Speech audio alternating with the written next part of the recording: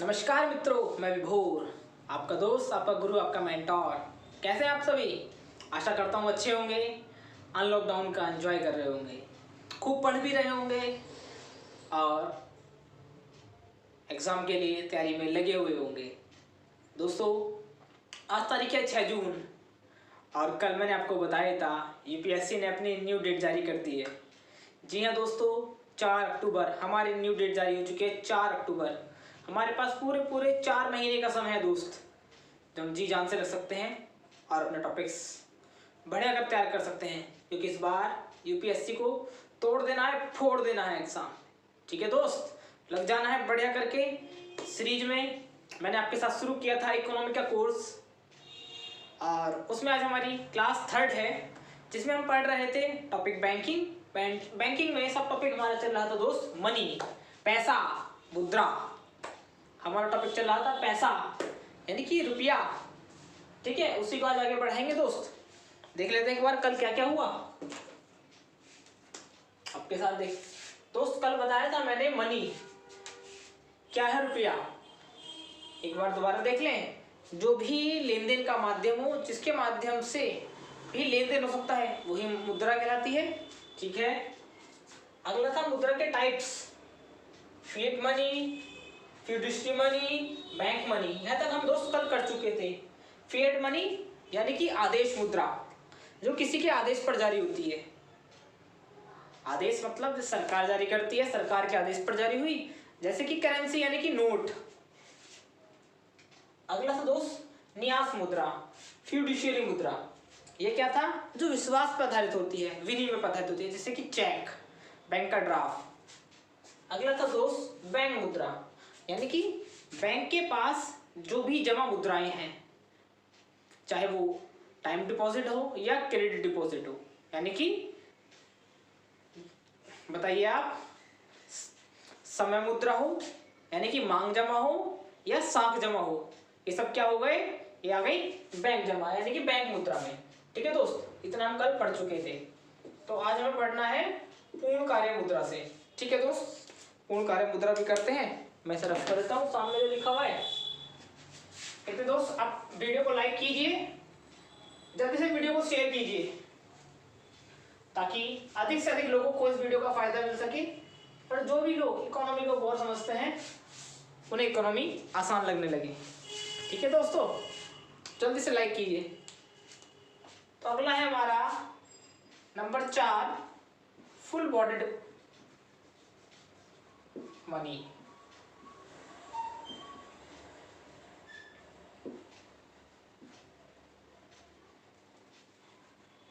तो सुना, full bonded यानी कि पूर्ण कार्य मुद्रा।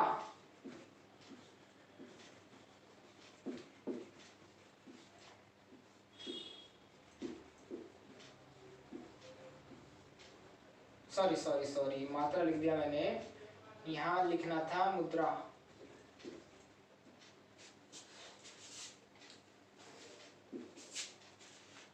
जो भी दोस्त आज मेरे इस वीडियो को पहली बार देख रहे हैं, उनसे मेरा अनुरोध रहेगा, इस चैप्टर को समझने के लिए एक बार जो मेरी 2nd क्लास है वो जरूर देखें।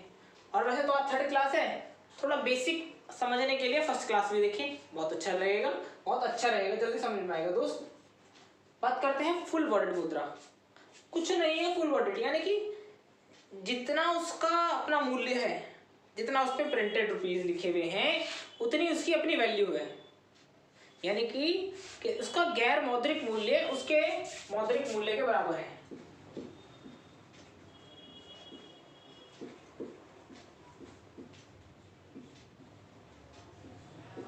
गैर मौद्रिक मूल्य बराबर उसके मौद्रिक मूल्य के।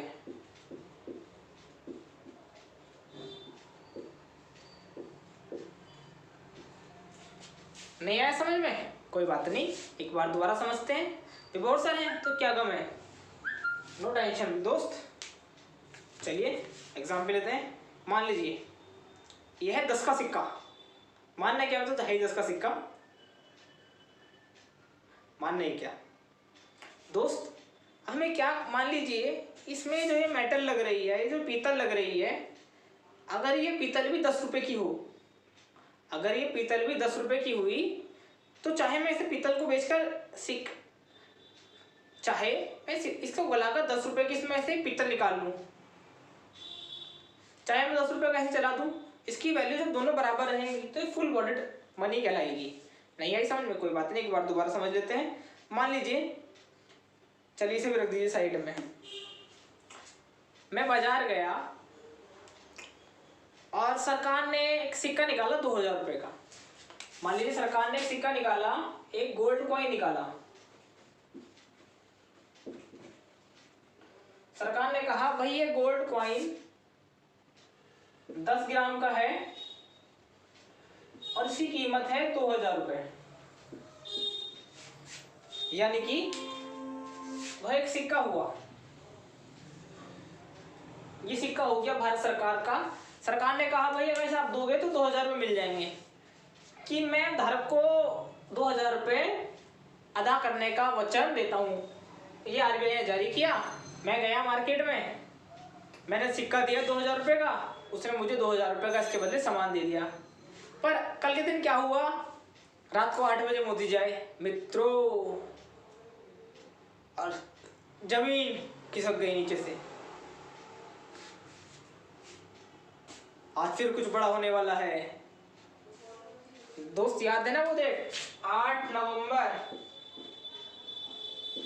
2016। भूलना मत उस डेट को, बहुत काम की डेट थी, तब देश में एक बहुत बड़ा भूचाल आ गया था मित्रों। आज रात 12 बजे से 500 और 1000 के नोट लीगल टेंडर नहीं रह जाएंगे।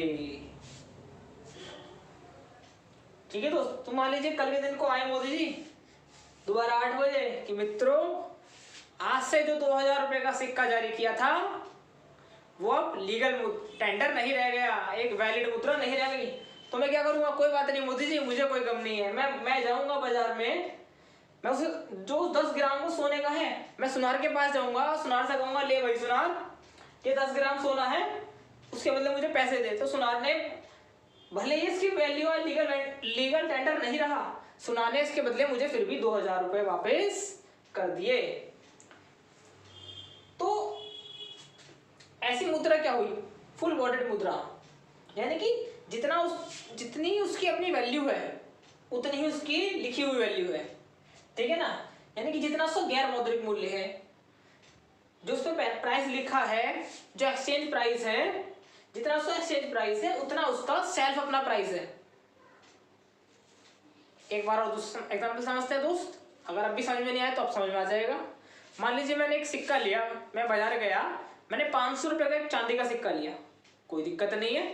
मैंने क्या किया, उस सिक्के को लेकर मैं मार्केट में गया और अभी तो मैंने सरकार से खरीदा था, वो सरकार ने जारी किया, मैंने सरकार से खरीदा 500 रुपये का, मैंने सरकार को 500 रुपये दिए, मैंने एक सिक्का ले लिया, कोई दिक्कत नहीं है। मैंने क्या किया, मेरे पास रुपए की कमी थी, मैंने गया, मैंने उसे गलाया, उसकी चांदी निकाल ली, तो चांदी निकली वो भी 500 रुपये की आई।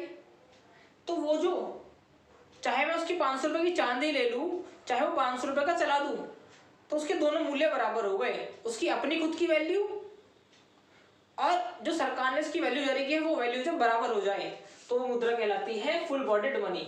ठीक है दोस्त, आशा करता हूँ समझ में आ गया होगा। अच्छा, इसी के साथ एक कहानी और थोड़ी सी मुझे याद आ रही है। आपने एक नाम सुना होगा, हिस्ट्री में एक महान राजा हुए हैं, बहुत तुगलकी फरमान जारी करते थे, मोहम्मद बिन तुगलक। जी हाँ दोस्त, सही सोच रहे थे आप, मोहम्मद बिन तुगलक। एक बार क्या हुआ भाई, वो तुगलकी फरमान जारी करने वाले थे ना, एक बार उनके दिमाग में आई क्यों ना भाई हम कुछ नया करते हैं, कुछ नए सिक्के जारी करते हैं। तो उन्होंने क्या किया, अपने खजाने में सोने के सिक्के की जगह उनका खजाना धीरे धीरे खाली होने लगा। जब खजाना खाली होने लगा तो उन्होंने अपने मंत्री को बुलाया, भाई जैसे हमारे यहाँ निर्मला जी हैं वित्त मंत्री, उन्हें बुलाया। तुगलक जी ने, जो भी उनके वित्त मंत्री रहे होंगे उस समय, कि आप यहाँ आओ भाई, खजाना कैसे भरा जाए, क्या हमें सिक्के जारी करने हैं। कि महाराज ना सोना है ना चांदी है, कैसे जारी करोगे? अच्छा क्या है हमारे पास? हमारे पास है तांबा। महाराज तांबे के सिक्के जारी करोगे? हाँ भाई। अब एक काम करो, जाओ तांबे का सिक्का लो, उस पे लिख दो आज से इसकी वैल्यू 100 रुपए। तांबा कितने का लग रहा है? 10 रुपए का। तांबा कितने का था? 10 रुपए का। सिक्के पे लिखा गया 100 रुपए। यानी कि इसकी जो अपनी वैल्यू है। अब भाई सिक्का बाजार में जारी हो गया, धीरे धीरे क्या हुआ, जब लोगों ने देखा भाई तांबे 10 रुपए में 100 रुपए बनने हैं, लोगों ने क्या किया, अपने घर पर लिखना शुरू किया और बाजार में चला दिए। ऐसे बहुत सारे सिक्के आ गए। तो वो बाजार में जब गलने लगे तो उसकी अपनी वैल्यू बहुत कम थी, तो वो फुल बॉडीड मुद्रा नहीं थी। ठीक है दोस्त, याद रखना। तो फुल बॉडीड वैल्यू वही होती है जिसकी अपनी खुद की वैल्यू और जो उसका मौद्रिक मूल्य दोनों बराबर हो जाए। ठीक है दोस्त, यही है full bodied value, full bodied money. आशा करता हूँ समझ में आ गया होगा दोस्त। अगला है मेटेलिक मनी। मेटेलिक मनी, धातु मुद्रा। तो सेम है, जो भी मुद्रा धातु से बनी हुई हो, जो भी मुद्रा धातु से बनी हुई हो वो सब धात्विक मुद्रा है। फुल बॉडीड मनी भी इसके अंदर आ गई, चाहे वो तांबे का, चांदी का, सोने का, किसी भी धातु से जो सिक्का बना हुआ होता है वो सब क्या है? मेटेलिक मनी कहलाती है, धातु मुद्रा कहलाती है। ठीक है, कोई दिक्कत नहीं होगी इस परिभाषा में। अगला है क्रेडिट मनी। चलिए एक बार समझते हैं इसे, क्या है क्रेडिट मनी।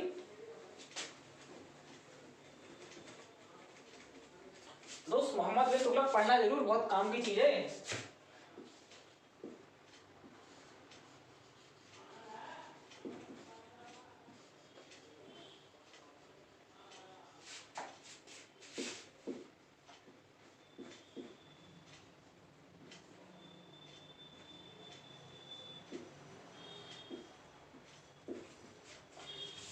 साख मुद्रा, क्रेडिट मनी, जिसका अपना वैल्यू, जिसका अपना वैल्यू दोस्त, जो वस्तु मुद्रा थी ना कमोडिटी मनी, उससे बहुत अधिक हो। नहीं समझ में आई? समझाते हैं ना जोर से। इसकी फेस वैल्यू ज्यादा हो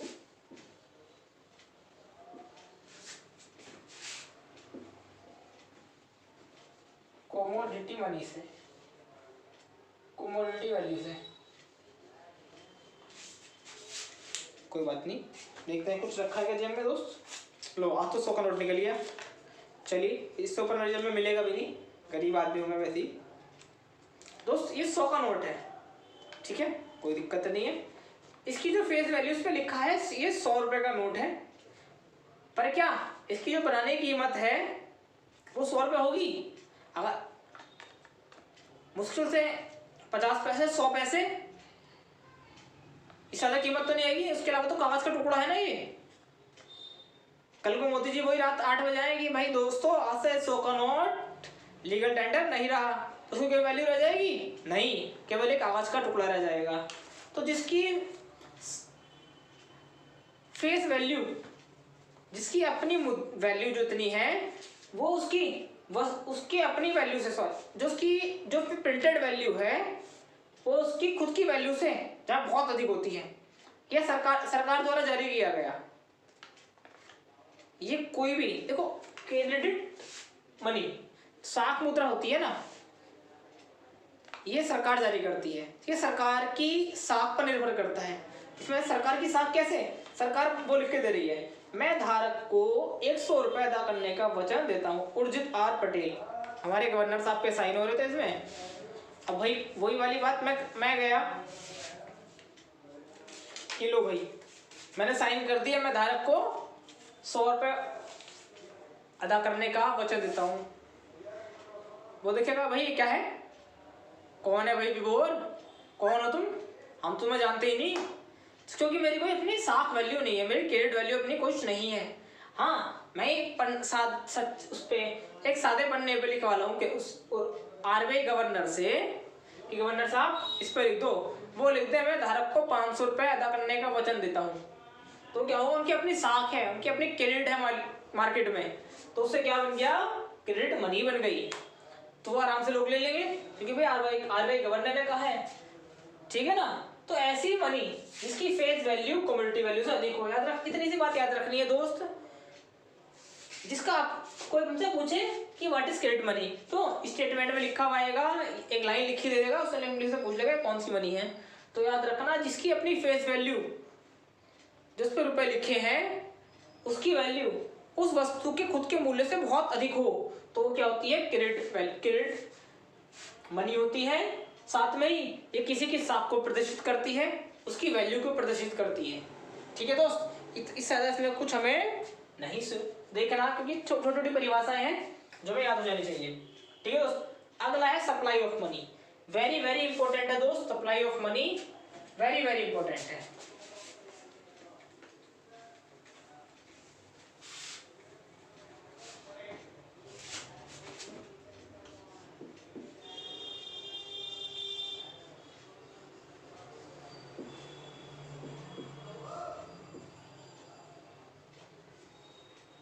दोस्त ये लगा लो आप, ये इतना इम्पोर्टेंट चैप्टर है, इतना इम्पोर्टेंट है, खासकर ये टॉपिक में जो पढ़ाने जा रहा हूँ वेरी वेरी इंपॉर्टेंट है। हर साल एक ना क्वेश्चन जरूर आता है, पक्का मिलेगा, हर एग्जाम में मिलेगा। यूपीएससी की बात नहीं कर रहा, वन लीनियर एसएससी ले लो, वनडे कोई भी एग्जाम ले लो, एक क्वेश्चन 101% मिलता ही है दोस्त। ठीक है, बहुत ध्यान से समझना इस चीज को, क्या है ये, और बहुत सिंपल है, एक बार समझ में आ गया, एक बार विभूषण दिमाग में घुसा देंगे, जिंदगी भर निकलेगा नहीं, ये गारंटी विभूषण की। बस ध्यान से एक बार पढ़ लो आप। सप्लाई ऑफ मनी कुछ नहीं है, हिंदी कर लेते हैं एक बार। मुद्रा आपूर्ति, मुद्रा आपूर्ति इसकी हिंदी हो गई, यानी कि किसी अर्थव्यवस्था में पैसों का जो लेन देन है, किसी अर्थव्यवस्था में जनता के बीच उपलब्ध धन की मात्रा मुद्रा आपूर्ति कहलाती है। नहीं समझ में आया, कोई बात नहीं, एक बार दोबारा देख लेते हैं, कोई दिक्कत नहीं है। किसी अर्थव्यवस्था में जनता के बीच उपस्थित धन की उपलब्ध मात्रा। सर आप कीवर्ड बता रहे हो, दोबारा बताओ। देखो, तो ये अर्थव्यवस्था, कोई भी अर्थव्यवस्था में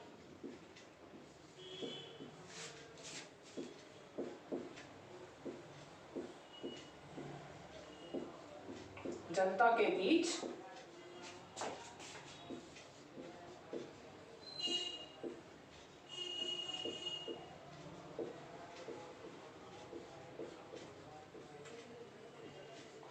सर आपने बताया किसी अर्थव्यवस्था में जनता के बीच उपलब्ध धन की मात्रा। सर क्या है ये धन, मतलब समझा नहीं, समझ नहीं पा रहे, क्या कहना चाह रहे हो आप? सिंपल सा सीधे सीधे बताओ ना। ठीक है दोस्त, बता रहा हूँ, बिल्कुल चिंता वाली बात नहीं है। जनता के बीच उपलब्ध धन मतलब जो पैसा मेरे जेब में रखा है, जो मेरे बैंक में जमा है, जो पैसा मेरे जेब में है, जो पैसा मेरे बैंक में जमा है, कौन से बैंक में, चाहे सेविंग अकाउंट में हो, चाहे करंट अकाउंट में हो, जो भी पैसा मेरे पास है, मतलब जिससे मैं कोई भी लेन देन कर सकता हूँ, कोई भी सामान खरीद सकता हूँ, बेच सकता हूँ। ठीक है, उसके लिए जो मुझे पैसा चाहिए, जो पैसा मेरे जेब में है, मेरे बटुए में है या मेरे बैंक अकाउंट में रखा है, उस पैसे के लिए, उस पैसे की मात्रा जिससे मैं कुछ सामान खरीद सकता हूँ, वो पैसे की मात्रा ही मुद्रा आपूर्ति है। बिल्कुल वेरी सिंपल है। जो पैसा मेरे जेब में है, मेरे बैंक अकाउंट में रखा है, जिससे मैं कुछ भी लेन देन कर सकता हूँ। ठीक है, इसमें एक चीज और कर लेंगे, फिर हम एक बार दोबारा देखेंगे। किसी विशेष समय में, एक चीज और ऐड कर लेते हैं इसमें दोस्त, विशेष समय में।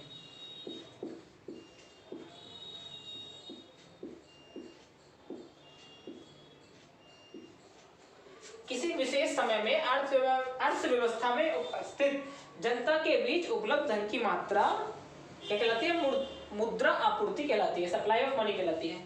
सर एक बार बताएंगे आप ये विशेष समय क्यों लिया आपने? दोस्त बिल्कुल, देखिए हम अर्थव्यवस्था की गणना जब भी करते हैं ना, एक फाइनेंशियल ईयर के बीच करते हैं, एक वित्तीय वर्ष में करते हैं। तो जो विशेष समय ना, एक वित्तीय वर्ष मान चलते हैं कि एक वित्तीय वर्ष में जो भी ट्रांजेक्शन की, उसके लिए हमारे पास जो धन की उपलब्ध मात्रा है ना, धन की जो मात्रा है वो मुद्रा आपूर्ति है। ठीक है दोस्त, आशा करता हूँ समझ में आ गया होगा, नहीं आएगा तो एक बार दोबारा परिभाषा सुन लीजिए। किसी विशेष समय में अर्थव्यवस्था में जनता के बीच उपलब्ध धन की मात्रा मुद्रा आपूर्ति कहलाती है। अब सर धन क्या है? जनता के बीच कौन सा धन है? जो जनता की जेब में रखा हो, आपके मेरे जेब में है, आपके मेरे अकाउंट में रखा हुआ है, जिससे मैं लेन देन करूंगा, कोई सामान खरीदूंगा, कोई सामान बेचूंगा, वो जो उसके लिए जो पैसा चाहिए वो सब क्या है? मुद्रा आपूर्ति है। दोस्त, मुद्रा आपूर्ति जितनी अधिक होगी, जितनी अधिक मुद्रा आपूर्ति होगी, अर्थव्यवस्था में उतनी ही अधिक तरलता होगी। नहीं आई समझ में? कोई बात नहीं, एक बार दोबारा समझाएंगे सर, कोई दिक्कत वाली बात नहीं है। मैंने कहा मुद्रा आपूर्ति जितनी अधिक होगी उतनी ही अधिक तरलता होगी। सर ये तरलता क्या है? ये क्या लिया है आप तरलता? सर नई चीजें कहां से लाते हो? बार बार परेशान करते रहते हो, एक चीज समझ में नहीं आती, आप बार बार नई चीजें लाते हो। दोस्त तरलता लिक्विडिटी, लिक्विडिटी आप शायद समझ गए होंगे। नहीं समझे? कोई बात नहीं, विभोर सर है ना, फिर समझाएंगे आपको। लिक्विडिटी क्या है? कुछ नहीं है। तो प्रवाह, देखो लिक्विड तरल, तरल हो गया, लिक्विड में तरल, तरलता, प्रवाह मतलब पैसा जितना ज्यादा होगा, जितना ज्यादा आपके जेब में पैसा होगा उतनी ही मार्केट, उसकी अर्थव्यवस्था का फ्लो उतना ही बढ़िया होगा। कल की याद है निवेश चक्र आपको? याद है? एक बार दोबारा देख लो, मैंने क्या कहा था? निवेश करेंगे, इतने आप भी याद करो क्या था? निवेश होगा तो उत्पाद बनेगा, उत्पाद होगा तो रोजगार बनेगा,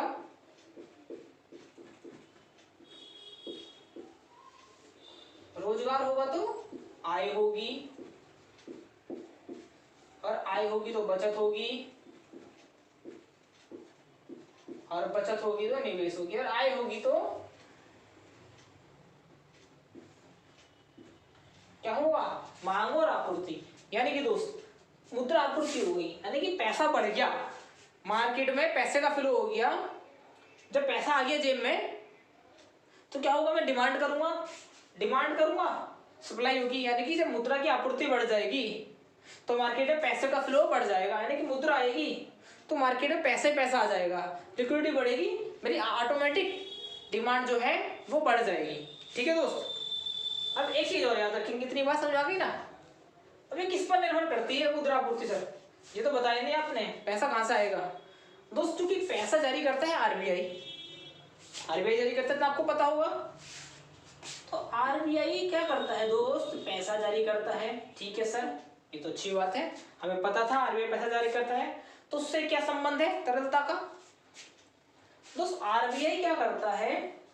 आरबीआई पैसा देता है उधार, किसे? बैंकों को। ठीक है ना? वो उधार पैसा देता है। अब आरबीआई ने क्या किया, मैं वर्तमान संदर्भ की बात कर रहा हूं दोस्त, अभी हाल में सरकार ने बहुत सारे पैकेज जारी किए, 20 लाख करोड़ के पैकेज अभी सरकार ने जारी किए आत्मनिर्भर भारत के नाम पर। उससे पहले 1,73,000 करोड़ का पैकेज और जारी किया था आरबीआई ने। आरबीआई ने क्या किया, क्या कहा कि भाई लोग बैंक को आइए, मैं अपनी रेपो रेट, दोस्त कुछ टर्म लिख रहा हूं, रेपो रेट,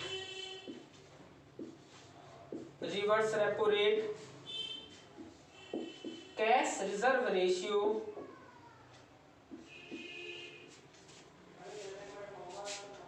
ठीक है दोस्त, रेपो रेट हो गई, और एलसीआर, इन सब चीजों में परिवर्तन कर रहा हूं।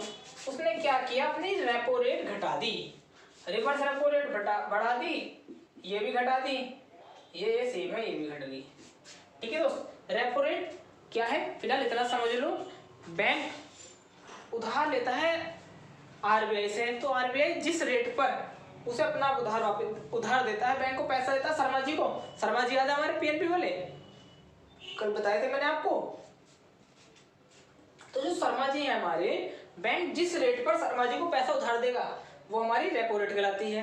ठीक है दोस्त, रिवर्स रेपो रेट। भाई पैसा ज्यादा आ गया बैंक के पास, तो बैंक आरबीआई ने मार्केट में लिक्विडिटी ज्यादा आ गई, तो मुद्रापूर्ति ज्यादा हुई, तो क्या किया आरबीआई ने, पैसा वापस ले लेगा।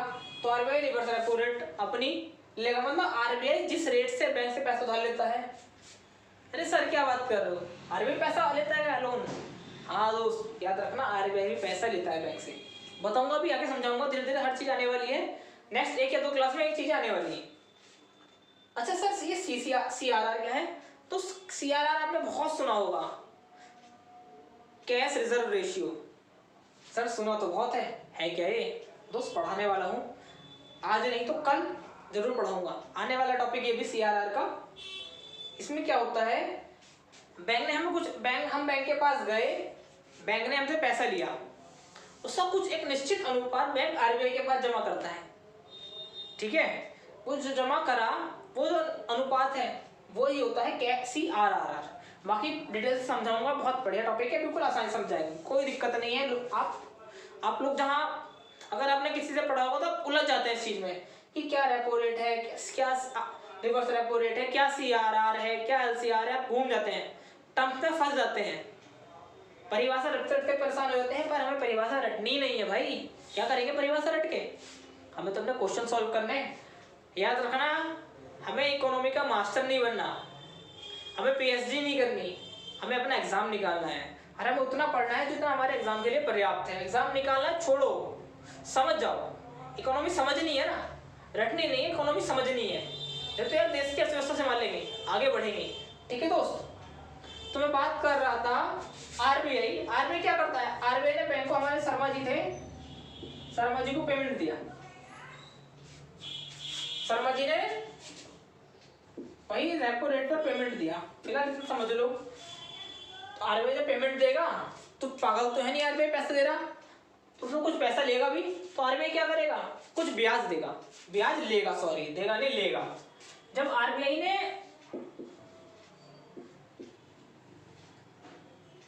आरबीआई पैसा लेगा PNB, sorry RBI interest rate लेगा, ब्याज लेगा पीएनबी से, जब तो पीएनबी को वो ब्याज देगा। हम भी अभी किसी से पैसा लेते हैं उधार, वो भी तो ब्याज लेता है ना हमसे, तो ऐसे ही आरबीआई भी पीएनबी से क्या करेगा,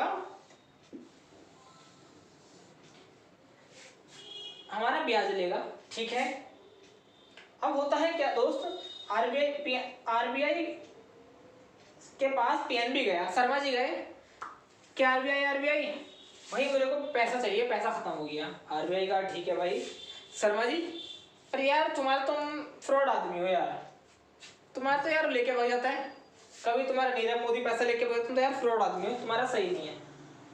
अरे नहीं आरबीआई, अब मैं पैसा नहीं लुटने दूंगा, पक्का गारंटी ले रहा हूँ। आरबीआई जब तुम्हारी बात पर विश्वास कर लिया, आरबीआई ने पीएनबी को पैसा दे दिया। ठीक है भाई, पीएनबी पैसा ले गया, आरबीआई ने पूछा कितना, उसने कहा साहब 1 लाख करोड़ रुपए चाहिए। ठीक है ले जा भाई, 1 लाख करोड़ रुपए पीएनबी ले गया, शर्मा जी 1 लाख करोड़ रुपए ले आए। अब क्या हुआ, शर्मा जी फिर 2 दिन बाद फिर पहुंच गए कि आरबीआई शक्तिकांत दास साहब, दोस्त शक्तिकांत दास साहब पता है कौन है, वर्तमान आरबीआई गवर्नर हैं। याद रखना, शक्तिकांत दास साहब वर्तमान में आरबीआई के गवर्नर हैं। तो हमारे शर्मा जी फिर गए शक्तिकांत दास साहब के पास कि शक्तिकांत दास साहब मुझे आप क्या दे दीजिए, लोन दे दीजिए। ठीक है, शर्मा जी जरूर मिलेगा लोन, पर मेरी एक शर्त है, अभी तक मैं आपको दे रहा था 3% पे, 5% पे दूंगा, लोगे क्या?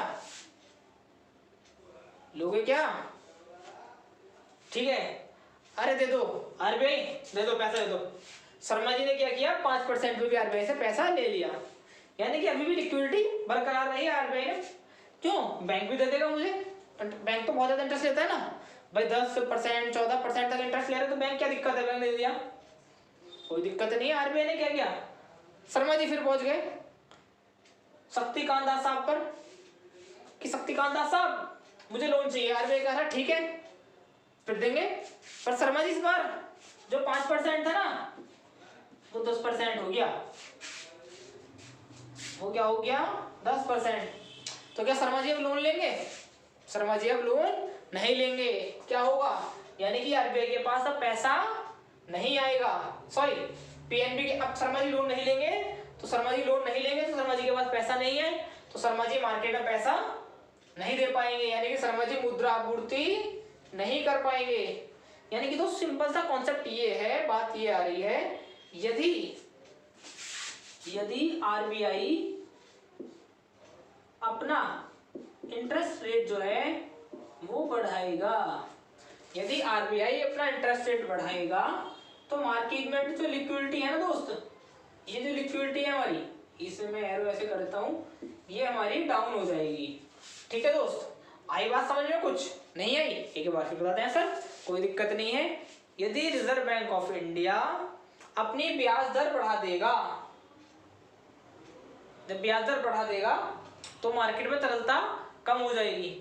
इस चीज को एक चीज से और समझते हैं दोस्त। इतनी बात समझ में आ गई होगी मैं उम्मीद करता हूँ, फिलहाल इतनी बात समझ में आ गई। एक चीज और से और समझते हैं ऐसे। क्या अब कैसे समझा रहे हो सर? दोबारा बताओ एक बार आप। दोस्त बता रहा हूँ, बिल्कुल चिंता वाली दिक्कत नहीं है। तो अभी तो ये हुआ, एक कंडीशन तो हमारी ये हुई, आरबीआई ने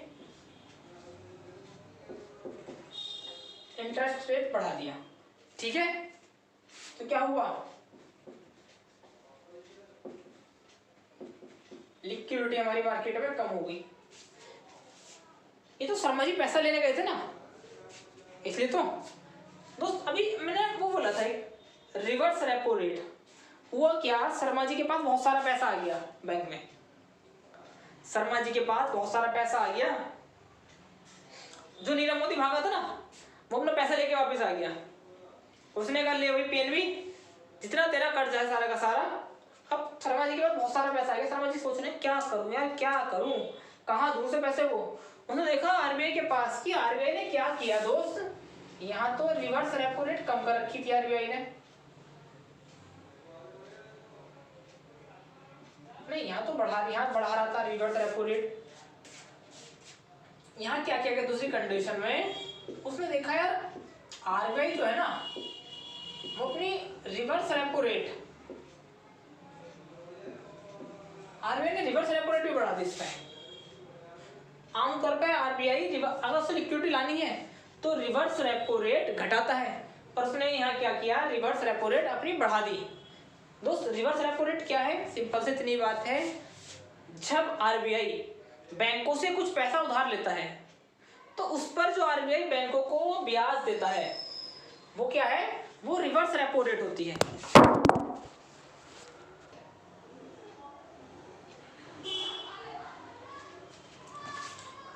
तो मैं बता रहा था दोस्त, आमतौर पर आरबीआई क्या करता है,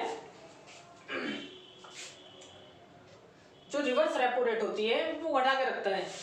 पर हाँ, जब आरबीआई को बैंक से ज्यादा पैसा, आरबीआई को बैंक से पैसा लेना होता है, आरबीआई ने बैंक से पैसा लिया, आरबीआई ने बैंक से पैसा लिया, बैंक ने आरबीआई को पैसा दिया, तो बैंक का भी तो फर्ज है ना कि वो उसे इंटरेस्ट दे। तो जो बैंक जिस रेट पर इंटरेस्ट देता है वो हमारा क्या है, वही रिवर्स रेपो होती है। तो बैंक ने देखा, शर्मा जी हमारे देखते हैं कि यार पैसा तो वापिस आ गया, नीरव मोदी ने पैसा तो ला दिया, पर इस पैसे का करूं क्या,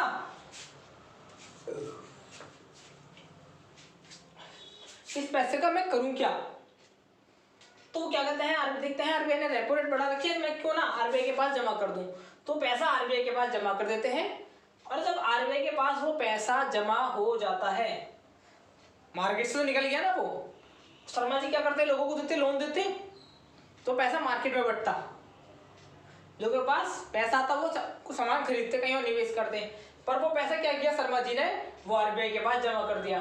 तो उससे भी क्या हुआ, लिक्विडिटी हमारी कम हो गई। ठीक है दोस्त, फिलहाल इतनी सी हमें याद रखना है, जब भी आरबीआई अपना इंटरेस्ट रेट बढ़ाएगा तो मार्केट में मुद्रा आपूर्ति, सप्लाई ऑफ मनी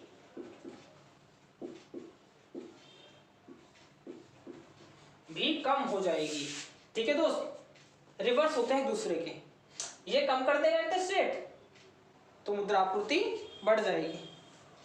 ठीक है दोस्त, ये तो सॉरी आरआरबी लिख दिया मैंने, आरबीआई, ये आरबीआई है।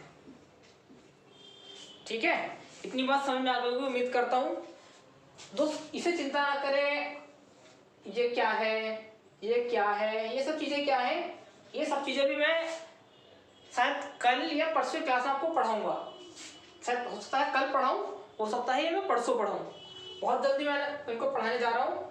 ये नेक्स्ट चैप्टर में आने वाली है, मतलब सॉरी नेक्स्ट क्लास में। चैप्टर तो यही है, अभी आपका मनी वाले चल रहा है, बैंकिंग सिस्टम चल रहा है, सब उसमें आने वाला है। आरबीआई के पूरे फंक्शन सब चीज आने वाली है, बिल्कुल चिंता ना करें।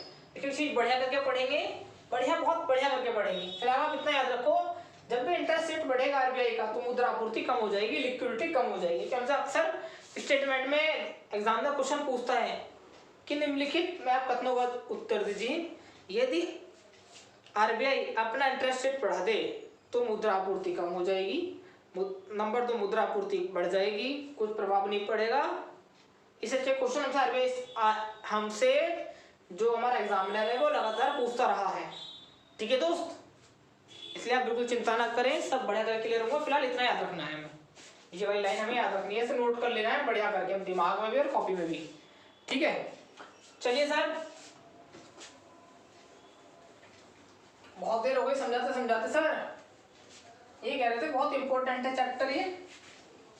हाँ तो इम्पोर्टेंट तो है, काफी जो पढ़ा रहा हूँ, देखो इम्पोर्टेंट ही पढ़ा रहा हूँ आज तो। अरे सर ये वाला नहीं, वो बताओ। आप कहते हैं M0 से लेके M4 तक पढ़ाऊंगा, बहुत इंपॉर्टेंट चीज है। कैसे बहुत इंपॉर्टेंट है, वो तो पढ़ाओ, वो कब पढ़ाओगे?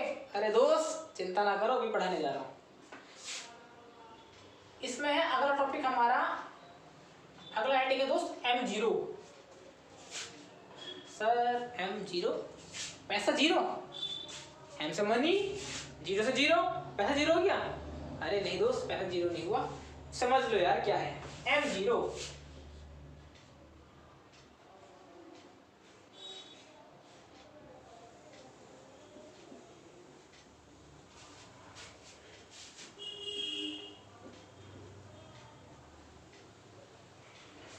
आरबीआई की शुरुआत करते हैं।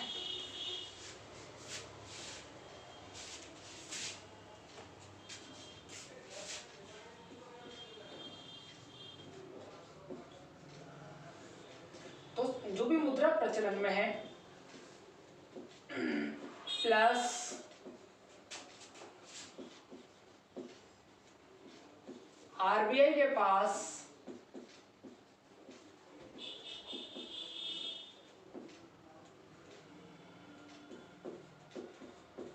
बैंकों की जमा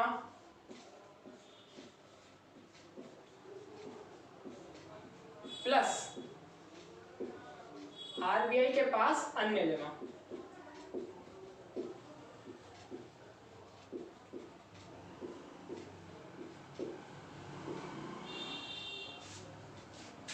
सर ये क्या पढ़ा रहे हो आप?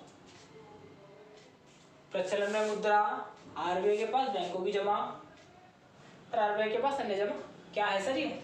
तो कुछ दिमाग में बैठ ही नहीं रही सर, क्या कहना चाह रहे हो मतलब? समझ में नहीं आ रहा। एक मिनट दोस्त, ये माफ़ी चाहूँगा, 1 मिनट, मैं फ़ोन अपना बंद कर देता हूँ, 1 मिनट। अब ठीक है दोस्त, कोई दिक्कत नहीं है, फ़ोन आते हैं यार, बाद में बंद करना भूल गया।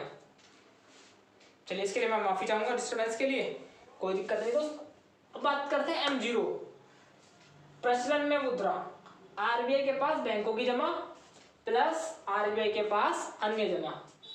सर चलो एक तो चीज़ समझ में आ गई हमें कि आरबीआई के पास बैंकों की जमा, जो भी बैंकों ने अपने आरबीआई के पास जमा कर रखा है वो तो हो गई आरबीआई के पास जमा। अच्छा, आरबीआई के पास अन्य जमा, चलो सर ये भी कुछ समझ में आ रहा है कि गवर्नमेंट ने कुछ जमा करा होगा, तो वो ये आ गया। पर सर ये तो बताओ ये क्या है, ये क्या बोला है? प्रचलन में मुद्रा क्या है सर, ये तो बताओ। दोस्त बता रहा हूं, उससे पहले थोड़ा सा ये समझ रहे हैं पहले ये टर्म्स क्या है, क्योंकि आगे भी आएगी, उसके बाद वो बता दो उसकी। तो आरबीआई के पास अन्य जमा। दोस्त सरकार ने पैसा, क्या हुआ दोस्त, कोरोना चला, सरकार को दिक्कत आई पैसे की, सरकार ने कहा भाई आरबीआई पैसा चाहिए, पैसा होगी खत्म, तो कुछ उधारियां ली जाए बाजार से। आरबीआई ने कहा ठीक है साहब, सरकार आप माई बाप हो, जैसी आपकी इच्छा। तो हमारे वित्त मंत्री बोले और मोदी जी बोले कि भाई शक्तिकांत दास जी पैसा लो, हमारे लिए आप गवर्नमेंट सिक्योरिटी जारी करो, गवर्नमेंट सिक्योरिटी जारी करो, टी बिल्स जारी करो। ठीक है साहब, कर देंगे, तो गवर्नमेंट सिक्योरिटी जारी करो और टी बिल्स जारी करो। तो गवर्नमेंट जो भी पैसा जमा, अच्छा उससे क्या होगा, एक मिनट, उससे क्या होगा सर, ये गवर्नमेंट सिक्योरिटीज टी बिल दोस्त कुछ नहीं है, गवर्नमेंट जो भी पैसा अपना इकट्ठा करती है ना, वो इनके माध्यम से करती है। ये क्या है, ये कागज है, जैसे बॉन्ड होता है ना, एक तरह का बॉन्ड है, गवर्नमेंट लिख के देती है भाई मैं इतने रुपए दूंगी आपको। टी बिल भी ऐसे ही है, शॉर्ट टर्म के लिए होते हैं, छोटे वर्ष की अवधि के लिए होते हैं, बड़े अवधि के लिए होते हैं। ठीक है, ये सेंट्रल गवर्नमेंट जारी करती है, तो कहीं का स्टेट गवर्नमेंट भी जारी करती है। तो इन्हें रखने के बाद ना पैसा लिया, ये गवर्नमेंट ने अपनी सिक्योरिटी रख दी आरबीआई के पास, और उनके बिहाफ पर क्या ले लिया वहां से पैसा, तो ये हो गई आरबीआई के पास अन्य जमा। अच्छा सर अभी ये बता दो ये क्या है, आरबीआई के पास बैंकों की जमा। दोस्त अभी बताया था सीआरआर, तो कुछ पैसा बैंक रखता है सीआरआर के नाम पे आरबीआई के पास, कुछ अपने बॉन्ड्स भी रखता है। एक नया बैंक बना दोस्त, नहीं बैंक तो बहुत पुराना था, मतलब अभी राणा कपूर वाला। जी हाँ दोस्त, सही सोच रहे हैं आप, यस बैंक। तो जब ये प्राइवेट बैंक था, जब ये बैंक बना तो आरबीआई के पास गया कि आरबीआई भाई मुझे लाइसेंस चाहिए। ठीक है साहब, लाइसेंस मिल जाएगा, तुम दूसरों का पैसा ना लेके हमको क्या गारंटी दोगे, कुछ है तुम्हारे पास? हाँ साहब है। ये क्या करेगा, ये गवर्नमेंट सिक्योरिटीज खरीद लेगा कि साहब ये पैसा लो, ये रखो। तो यस बैंक क्या करेगा, आरबीआई के पास अपना कुछ पैसे रख देगा, जितना वो सिक्योरिटी रख देगा उसके बदले आरबीआई उसे पैसा दे देगा। तो वो जो जमा होती है बैंकों की, साथ में प्लस, भाई शर्मा जी तुमने यार नीरव मोदी को लोन दे दिया, कल के दिन को तुम्हारा बैंक डूब गया तो वो हमारा पीएमसी, याद है दोस्त, Punjab Maharashtra bank, corporate bank डूब गया था अभी। तो ऐसा ना हो जाए कल के दिन आप डूब जाओ तो पब्लिक का पैसा कौन देगा। तो निश्चित अनुपात में जो पैसा होता है वो वो बैंक यहाँ, वो आरबीआई अपने पास जमा करवाता है। ऐसे ही अलग अलग मदों में, अलग अलग रूप में आरबीआई पैसा जमा करता है, जमा करवाता है बैंकों से। तो ये डिपॉजिट आ गई यहाँ। चलिए सर ये भी समझ में आ गई, ये भी। अब बात करते हैं सर, ये बताइए सर प्रचलन में मुद्रा क्या है तो बता दो, काम की बात तो बताई नहीं अभी तक, सारी बकवास कर दी है, तो बता दो प्रचलन में मुद्रा क्या है। ठीक है सर, तो अब बताता हूं कि प्रचलन में मुद्रा क्या है।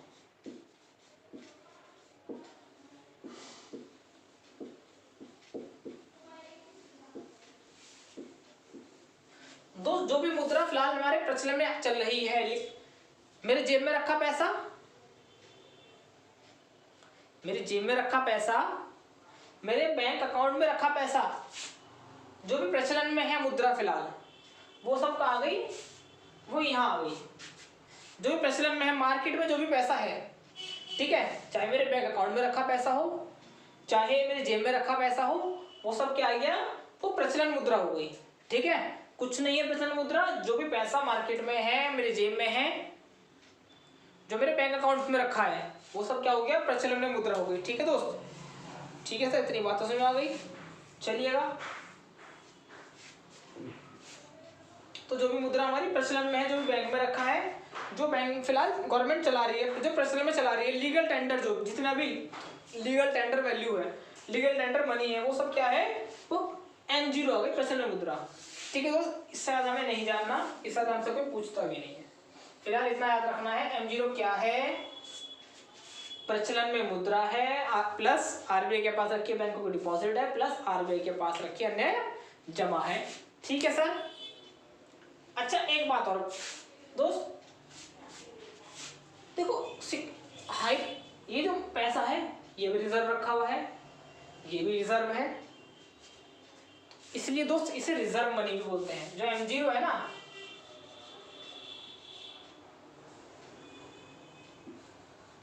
इसे रिजर्व मनी भी बोलते हैं।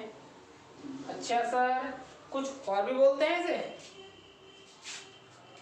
हाँ दोस्त, देखो रिजर्व मनी भी हो गई, ठीक है, पावर भी तो हाई है इसकी, पावर भी तो हाई हो गई ना।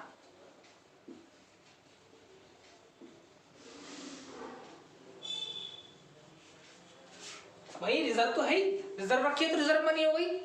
क्या ये पैसा भी जमा हो गया, ये पैसा भी जमा हो गया, पावर भी तो हाई हो गई ना, तो इस हाई पावर्ड मनी भी बोलते हैं दोस्त इसे। तो हमसे एग्जाम में अगर पूछ ले कि हाई पावर्ड मनी क्या है, तो M0 है, याद रखना। रिजर्व मनी क्या है, M0 है, ठीक है। तो रिजर्व मनी क्या है, M0 है, और हाई पावर्ड मनी क्या है, अक्सर दोस्त क्वेश्चन पूछता है कि हाई पावर्ड मनी क्या है, या कथन में दे देगा, तुम्हें याद रखना हाई पावर्ड मनी क्या है, M0 है। ठीक है दोस्त, समझ में आ गया होगा, उम्मीद करता हूँ बहुत अच्छे समझ में आ गया होगा। एक बार दोबारा बता रहा हूँ, M0 जो भी मुद्रा प्रचलन में है, प्लस बैंकों की डिपॉजिट आरबीआई के पास, प्लस अन्य की डिपॉजिट आरबीआई के पास, इसे रिजर्व मनी बोलते हैं, इसे हाई पावर्ड मनी भी बोलते हैं। और इसी से देश, ये मौद्रिक आधार भी तय करती है देश का। ठीक है दोस्त,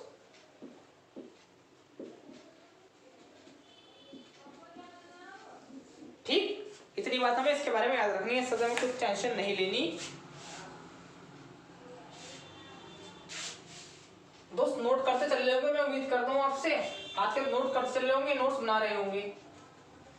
बनाते चलना दोस्त, ज्यादा फायदे में रहोगे, क्योंकि नोट्स बनाने जरूरी है। क्वेश्चन आता है, हर बार जरूर आता है, मैंने आपसे बताया, बहुत इंपॉर्टेंट है, बहुत ज्यादा इंपॉर्टेंट है दोस्त। बहुत जल्दी आपके लिए मैं जो चैप्टर करवा रहा हूँ ना, उसके लिए मैं टेस्ट सीरीज भी शुरू करने जा रहा हूँ। आपको मैं रोज कोशिश करूंगा छट के 4-5 क्वेश्चन दिया करूं। इसके लिए क्वेश्चन आपको मिलेंगे मेरे टेलीग्राम ग्रुप पर। मेरे टेलीग्राम चैनल आपको ज्वाइन करना है, सर्च करना है विभोर अग्रवाल, वहां मेरी पिक लग रही होगी, उस चैनल को जाके ज्वाइन करना है। साथ ही हमारे अन्य चलता है ग्रुप, हिंदी में नाम है उसका संघ राज्य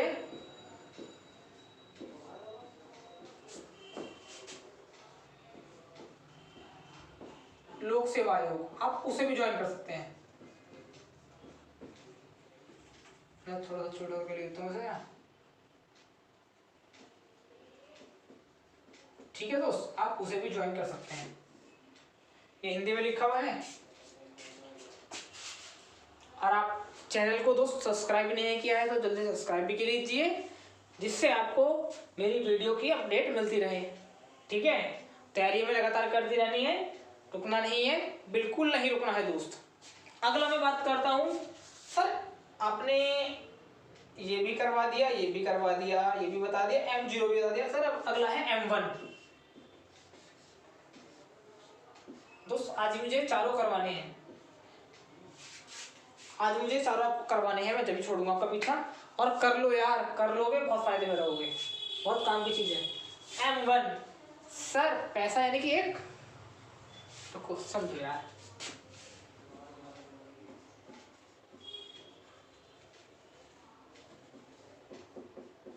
मनी विथ पब्लिक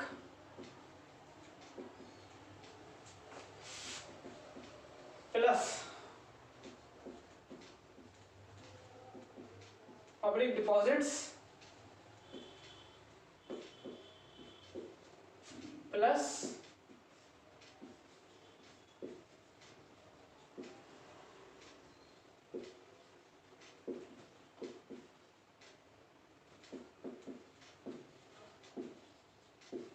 आरबीआई के पास अन्य डिपॉजिट्स। दोस्तों M1 money with public plus public deposit plus other deposit in RBI। Sir ये क्या बोला है? ये बोला है दोस्त मेरे जितना मनी विद पब्लिक, यानी कि मेरी जेब में जितना भी पैसा रखा है, ठीक है, मेरी जेब का पैसा, मेरे बैंक अकाउंट में रखा पैसा, मेरे जेब में रखा पैसा, मेरे बैंक अकाउंट में पैसा, चाहे वो सेविंग अकाउंट हो, चाहे मेरा सेविंग अकाउंट हो, चाहे मेरा करंट अकाउंट हो, साथ ही RBI के पास रखी अन्य डिपॉजिट, सो सब कहाँ में आती है? M1 में आती है। एक बार दोबारा सुन लो, M1 क्या है?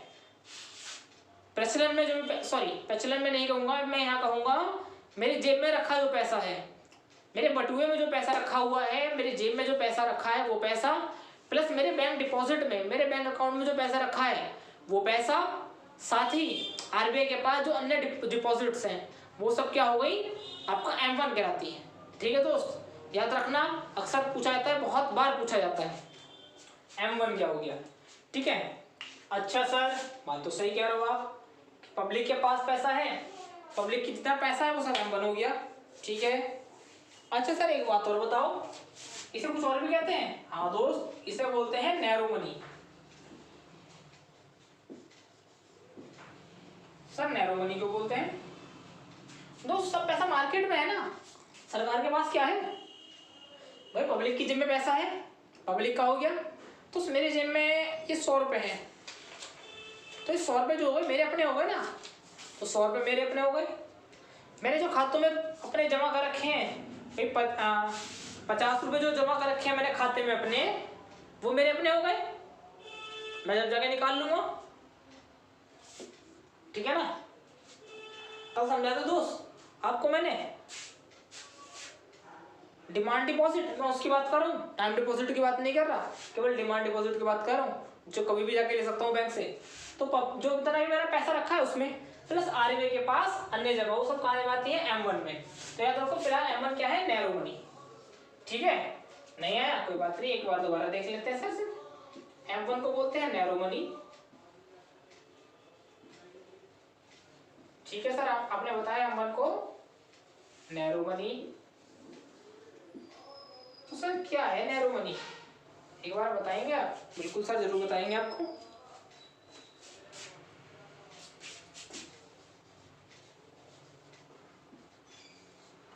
तो करेंसी विद पब्लिक,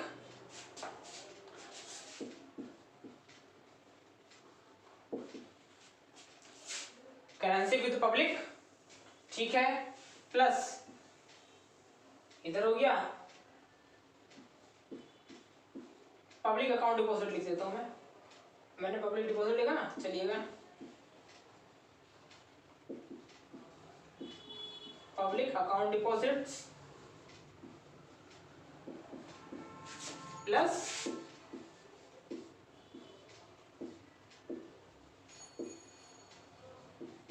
RBI के पास अन्य डिपॉजिट्स। ठीक है दोस्त,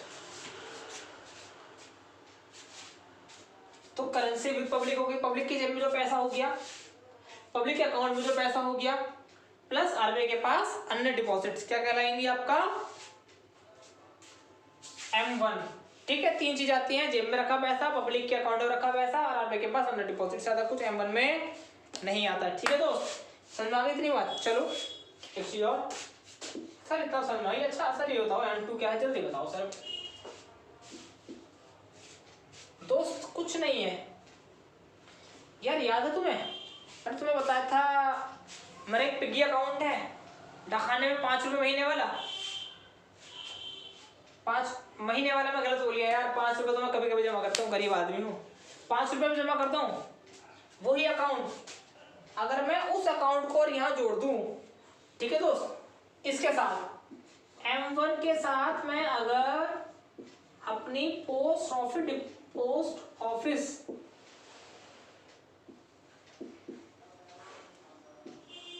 डिपॉजिट को अगर और जोड़ दूं, M1 के साथ मैं अपनी पोस्ट ऑफिस डिपॉजिट को और जोड़ दूं, तो मेरा क्या बन गया? M2। नहीं आई बात समझ में? कोई बात नहीं, बोर्ड सर दोबारा समझाएंगे आपको।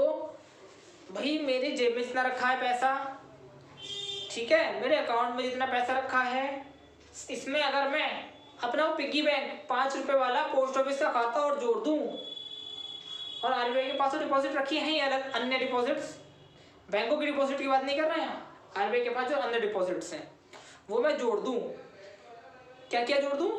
मेरी जेब का पैसा, currency with public, plus public deposits, ठीक है। तो currency with public, deposit money of public, क्या क्या दोस्त? Currency with public, deposit money of public, plus post office deposits, plus other security amount deposit in RBI, ठीक है दोस्त। वो सब क्या हो गया? M2 में आ गया।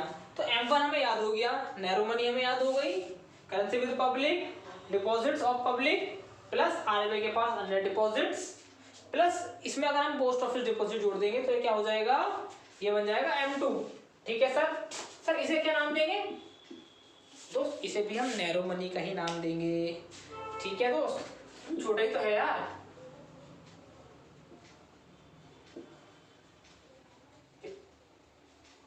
अगर ठीक है दोस्त, तो नैरो मनी हमारे क्या क्या हो गए? M1 और M2 क्या हो गए? नैरो मनी हो गया, M0 रिजर्व मनी हो गया, और हाई पावर्ड मनी हो गया, ठीक है दोस्त। चलिए सर, इतनी बात तो अच्छी बात, अच्छा है आपने समझा दिया। अब सर M3 और बता दीजिए क्या है? अच्छा M3 बताना है, ठीक है दोस्त, M3 बताता हूँ दोस्त। जो हमारा M1 था ना, उसमें हम अब ये दोस्त हमारा डिमांड डिपॉजिट था ना, अगर इसमें टाइम डिपॉजिट भी जोड़ दें, क्या जोड़ दें दोस्त? अगर इसमें हम टाइम डिपॉजिट भी जोड़ दें, सर टाइम डिपॉजिट मतलब FD प्लस RD,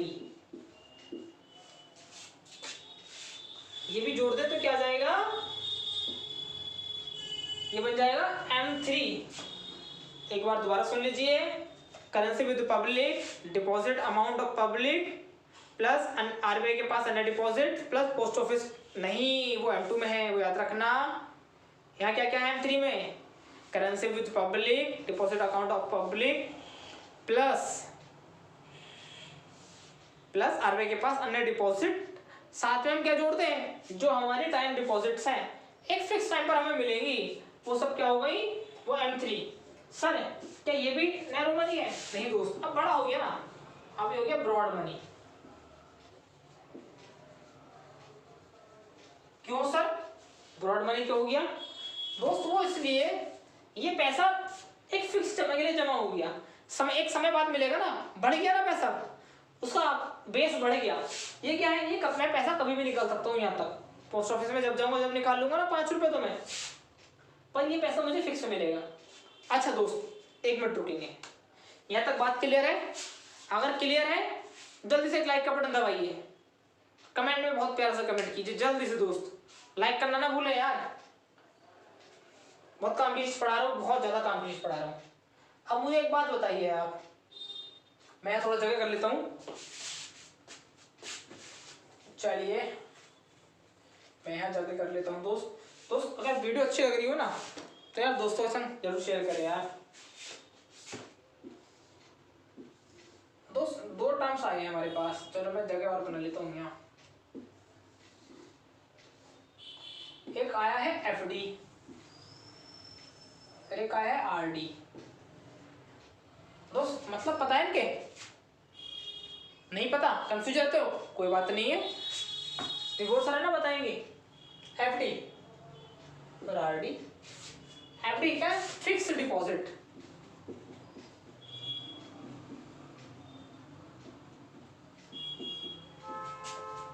ये क्या है? Recurring deposit.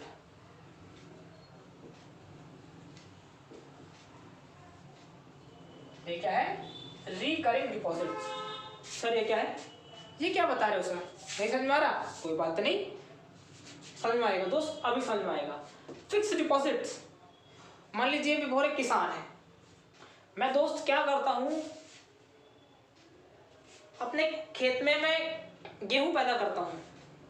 आज क्या हुआ दोस्त, मैंने सीजन आया था, मैंने अपनी फसल काटी, मैं मार्केट गया, मंडी गया, मैंने अपना माल बेच दिया, मेरे को पैसा आ गया, एक मुश्त पैसा आया। अब मैंने सोचा इस पैसा क्या करूँ, अगर मैं पैसा रखूँगा जेब में तो ख़त्म ही हो जाएगा।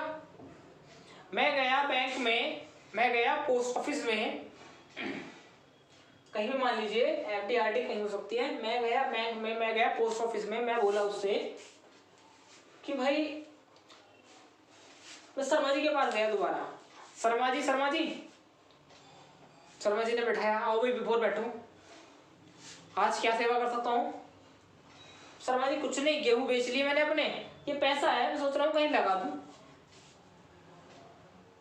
कि मैं सोच रहा हूँ अपने सेविंग अकाउंट में डाल दूं। यार 50-100 रुपये पड़े थे, कुछ पैसे और लग जाएंगे। शर्मा जी बोले, यार विभोर बात तो सही है, पर यार अगर तुम सेविंग अकाउंट में पैसा डाल दोगे तो तुम निकाल लोगे, फिर तुम सेव कैसे करोगे भविष्य के लिए। मैं ये सोच रहा हूँ कि शर्मा जी बात सही कह रहे हैं आप, यार बुरे वक्त के लिए निवेश करना भी जरूरी है, हर वक्त एक सा तो नहीं होता ना, क्यों ना पैसा सेव किया जाए भविष्य के लिए। तो शर्मा जी ने बताया कि विभोर जी, हम आपका ये अमाउंट जो आपके पास एक मुफ्त अमाउंट है, हम एक निश्चित समय के लिए फिक्स कर देते हैं, इस समय बाद ये अमाउंट आपका दुगना हो जाएगा, क्या इतने परसेंट हम ब्याज देंगे और ये पैसा इतना हो जाएगा। मैं शर्मा जी कोई बुरा नहीं है, बहुत अच्छी बात है। तो शर्मा जी ने मुझसे जो मेरा गेहूं बेचने पे मेरे पास 150 रुपये आए थे, तो मैं बताया मैं गरीब आदमी हूँ, एक छोटा सा आदमी हूँ, तो मेरे पास जो 150 रुपये थे मैं शर्मा जी को दिए, शर्मा जी ने मुझसे लिए 150 रुपये और 150 रुपये की एक FD बना दी। अब वो FD ली, वो FD जो थी शर्मा जी ने लिया, एक कागज पे मुझे लिख के दे दिया कि विभोर आप इस तारीख को आएंगे और आपको बैंक इस 150 के 250 रुपये दे देगा। विभोर बहुत खुश हुआ, यार क्या दिक्कत है भाई, भविष्य के लिए मेरे पैसे कुछ जमा हो गए कि वो इस तारीख को आएगा, 5 साल के लिए 10 साल के लिए मेरे पैसे जमा हो गए। अभी वो टेंशन फ्री होकर चला गया। मैंने शर्मा जी से कागज लिया और मैं चला गया कागज लेकर। शर्मा जी ने क्या किया, वो पैसा ले लिया, एक फिक्स अमाउंट, FD क्या है, एक फिक्स अमाउंट मुझसे एक बार में लिया, एक मुश्त लिया, और वो पैसा लेकर वो डिपॉजिट कर दिया, वो रख लिया अपने पास एक फिक्स समय के लिए। ठीक है, कोई दिक्कत नहीं है।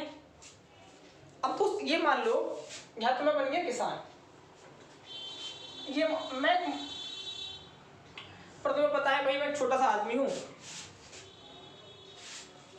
मैं क्या करता हूँ भाई, रोज कमाता हूँ रोज खाता हूँ, रोज कमाता हूँ रोज खाता हूँ, मेरे पास एक मुश्त पैसा तो आता नहीं, रोज 5-5 रुपए आते हैं, 5 रुपए कमाता हूँ, खाता हूँ, फिर कमाता हूँ, फिर खाता हूँ, पर यार मेरा भविष्य से क्यों नहीं हो रहा।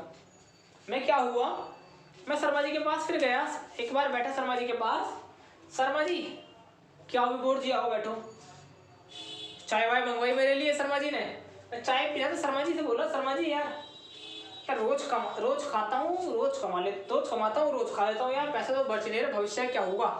तो शर्मा जी ने कहा, भाई विभोर आप एक काम कीजिए, आप 5 रुपये रोज कमाते हैं, अगर आप 2 रुपये भी हमें रोज देंगे तो एक दिन आपका अमाउंट बहुत बड़ा हो जाएगा। एक बात तो बिल्कुल सही लगी शर्मा जी की, मैं आराम से यार 2 रुपये तो निकाल सकता हूँ ना भाई, अपना खर्चा कम कर लूंगा, कुछ पैसा जमा कर लूंगा।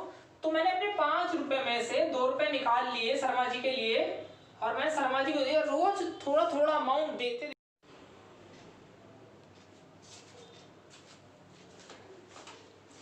हुआ क्या दोस्त, वो अमाउंट जो है शर्मा जी ने मुझसे ले लिया, इकट्ठा कर लिया, और वो थोड़ा थोड़ा अमाउंट मुझे देने लगे, सॉरी थोड़ा थोड़ा अमाउंट मुझसे लिया उन्होंने, और वो पैसा एक दिन बहुत सारा इकट्ठा हो गया। तो जब मैं थोड़ा थोड़ा अमाउंट, थोड़े थोड़े रुपए, चाहे रोज चाहे महीने के हिसाब से मैं जमा करूं और एक निश्चित समय के लिए जमा करूं, तो होती है रिकरिंग डिपॉजिट। ये पैसा भी एक समय बहुत सारा इकट्ठा हो जाएगा, फिर मुझे बैंक ब्याज देगा तो मुझे बहुत सारा पैसा इकट्ठा करके दे देगा।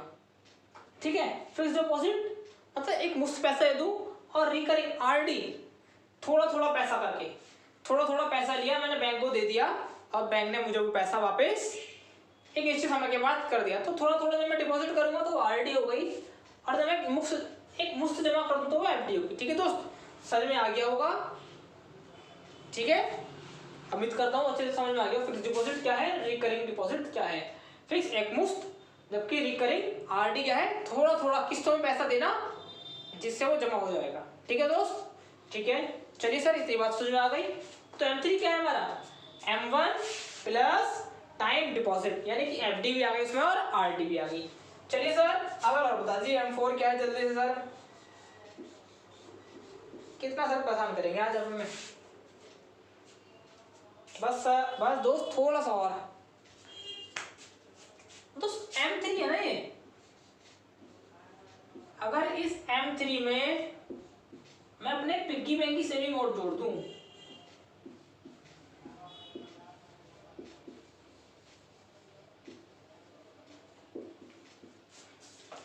अगर मैं इस M3 में अपने पोस्ट ऑफिस की डिपॉजिट्स और जोड़ दूं, तो ये क्या हो गया, मेरा M4 बन जाएगा। मतलब सर एक बार बता दीजिए, आप समझा दीजिए दोबारा। दोस्त M3 क्या था, M1 प्लस मेरे टाइम डिपॉजिट्स।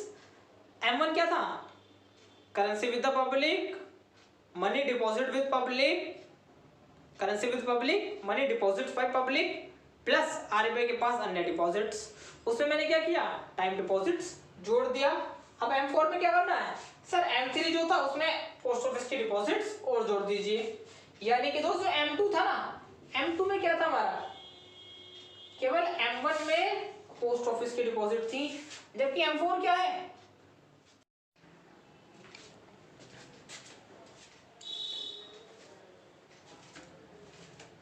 चलिए दोस्त मैं बात कर रहा था यहाँ M4 की।